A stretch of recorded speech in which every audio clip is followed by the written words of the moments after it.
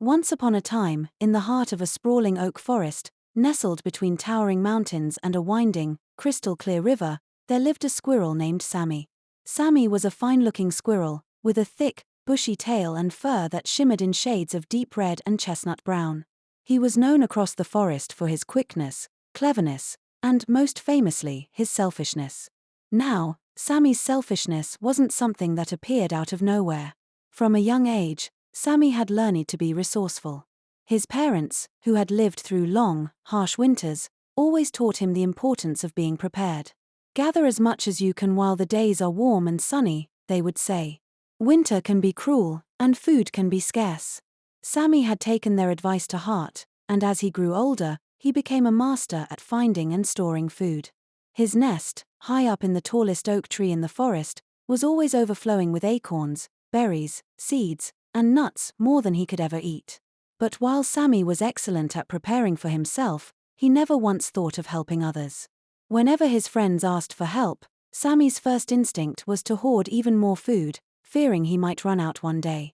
This attitude didn't go unnoticed by the other animals of the forest, who began to whisper about Sammy's selfish nature. As autumn approached and the leaves began to turn shades of orange, yellow, and red, Sammy's collecting became more frantic than ever. He spent every waking moment gathering food, darting from tree to tree, bush to bush, digging through the forest floor for every last acorn he could find. His stash grew larger and larger until it nearly spilled out of his nest, yet Sammy continued to gather, driven by the fear that it might not be enough for the winter ahead. One crisp, sunny morning, Sammy was busily collecting acorns near the edge of the forest when he bumped into his friend Benny the bunny. Benny was a soft, plump rabbit with long, floppy ears and bright, curious eyes. Unlike Sammy, Benny wasn't as quick when it came to gathering food. He had a large family, and with the changing weather, he was beginning to worry about how he would provide for them during the colder months. "Good morning, Sammy," Benny greeted him with a smile. "You've been working hard, I see." Sammy, with his arms full of acorns, nodded proudly. "Of course, Benny. Winter's coming soon, and I'm making sure I have everything I need." Benny hesitated, shuffling his paws in the dirt. "I've been meaning to ask you something, Sammy. You see, I've had some trouble gathering enough food this year. The bushes near my burrow didn't produce many berries, and I couldn't find as many acorns as I usually do. Could you, maybe share some of your food with me? Just a few acorns would help my family a lot." Sammy's eyes narrowed slightly as he clutched his acorns tighter. He wasn't keen on the idea of giving away what he had worked so hard to gather. "I'm sorry, Benny," Sammy replied, his voice cool. "But I've been working very hard to collect this food. You should have been more diligent earlier in the season. I can't just give away my acorns." Benny's hopeful expression faded, and his ears drooped. "I understand, Sammy," he said softly. "I just thought, maybe." His voice trailed off as he slowly turned and hopped away, his heart heavy with disappointment. Sammy watched Benny go, feeling a brief pang of guilt, but he quickly shook it off. "It's not my responsibility to feed everyone," he muttered to himself as he resumed collecting more acorns. "If I share with one, then everyone will expect something from me." As the days passed and the air grew colder, Sammy's thoughts drifted more and more toward his stash of food. He could hardly fit another acorn into his nest, yet he continued to gather more, driven by the irrational fear that he would somehow run out. One day, while he was gathering berries from a nearby bush, he spotted Penny the bluebird perched on a branch above him. Penny was known for her cheerful songs and her dazzling blue feathers, which seemed to sparkle in the sunlight. But today, she looked tired and worried. "Hello, Sammy," Penny chirped weakly. "You've been very busy collecting food, I see." Sammy glanced up at her and nodded. "Yes, Penny. Winter's coming, and I want to be prepared." Penny fluttered her wings anxiously. "I've been having a hard time finding enough food for myself and my chicks," she said. "The berries in the bushes near my nest didn't grow well this year, and I'm afraid we won't have enough to last through the winter. I was hoping, maybe you could share just a few of your berries with us." Sammy stiffened at the request. He had already said no to Benny. How could he start giving away his food now? "I'm sorry, Penny," Sammy said quickly, "but I've worked very hard to gather these berries. You should have found your own food earlier." I can't spare any. Penny's eyes filled with sadness as she lowered her head. I understand, she said softly. I just thought. She trailed off, too upset to finish her sentence, and flew away without another word. Sammy sighed in relief once she was gone. He hated saying no to his friends, but he believed it was necessary to protect his own survival. I need to take care of myself, he told himself firmly. That's what's most important. But as the days grew colder and the first snow began to fall, Sammy's confidence began to waver.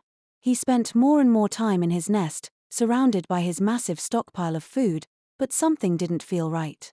He couldn't stop thinking about Benny and his family, huddled in their burrow, hungry and cold. He thought about Penny and her chicks, struggling to find enough food to keep them warm. And he thought about all the other animals in the forest, who might be going hungry while he had more food than he could ever eat. One evening, as a fierce winter storm raged outside, Sammy lay awake in his nest, unable to sleep. The wind howled through the trees, and snow piled up in thick drifts on the ground. Sammy shivered in his cozy nest, but his thoughts were far from comfortable. He pictured Benny's burrow buried under snow, Penny's nest shaking in the wind, and all the other animals of the forest struggling to survive. I have to do something, Sammy whispered to himself, his heart heavy with guilt. I can't let my friends go hungry while I have so much. The next morning, as the storm cleared and the sun peeked through the clouds, Sammy made a decision. He packed a large sack full of acorns, berries, and nuts enough to feed several families and set off into the forest. His heart pounded in his chest, but he knew he was doing the right thing. Sammy's first stop was Benny's burrow. When he arrived, he found Benny and his family huddled together for warmth, their fur ruffled and their faces pale with hunger. Benny looked up in surprise as Sammy approached. Sammy, Benny said, his voice weak. What are you doing here? I've brought you some food, Sammy replied, handing Benny the sack. I'm sorry I didn't help you earlier. I was wrong to keep it all to myself. Benny's eyes filled with tears as he took the sack.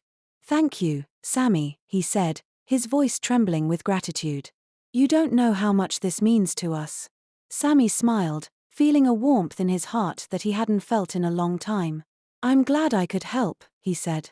Next, Sammy flew up to Penny's nest, where he found her sitting quietly, her wings wrapped tightly around her hungry chicks. When she saw Sammy with the sack of food, her eyes lit up with hope. Sammy, she chirped, her voice filled with surprise. Are you really sharing with us? Sammy nodded, feeling a little sheepish.